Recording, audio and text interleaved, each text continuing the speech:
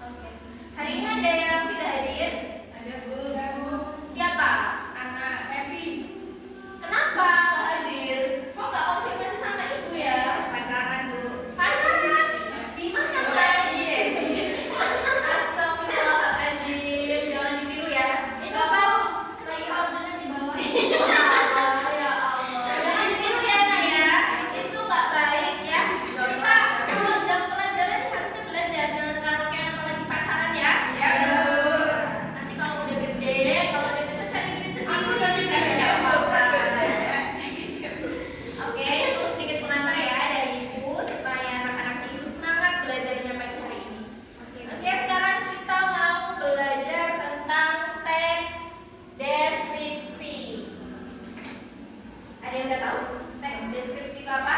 Kemarin Bu. Itu apa? Teks yang Berisi Apa ya? Berisi apa? Bukan. Berisi ayam suwir atau berisi apa? Ayo. Rambanan dijelaskan intinya apa tuh? Oke, supaya nggak bingung dan nggak ngambang, nah, kita harus mengetahui dulu tujuan pembelajaran kita terlebih dahulu ya. Jadi tujuan pembelajaran kita pada pertemuan kali ini yaitu untuk memahami definisi dari teks deskripsi.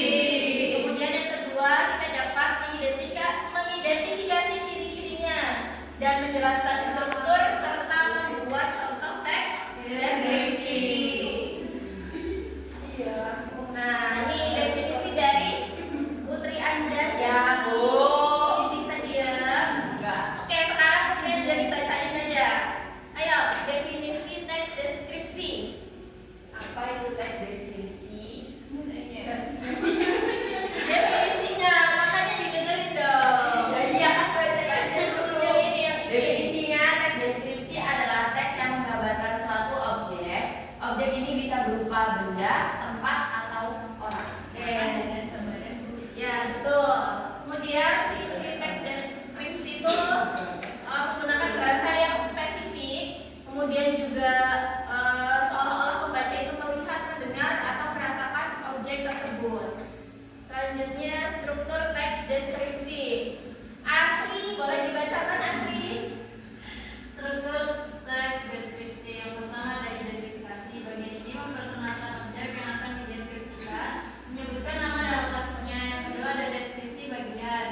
Bagian ini menjelaskan bagian-bagian objek secara detail menggunakan panca indera untuk mendeskripsikan.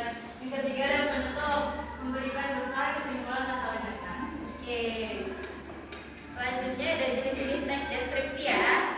Itu ada banyak sekali. Seperti untuk yang objektif itu menggambarkan objek apa adanya. Contohnya laptop. Kemudian bisa benda mati, bisa benda hidup. Kemudian selanjutnya contoh. Nah ini contoh teks deskripsinya. Siapa yang mau baca? Rika, Oke, Dian silakan baca. contoh teks deskripsi. Mari kita analisis contoh teks deskripsi. Kita akan melihat bagaimana penulis menggunakan bahasa yang detail, juga bagaimana penulis membuat kita merasakan objek tersebut. Contohnya Candi Borobudur berdiri megah di atas bukit. Reliefnya menggambarkan kisah yang mendalam. Saat matahari terbit, candi ini memancarkan keindahan yang luar biasa. Oke,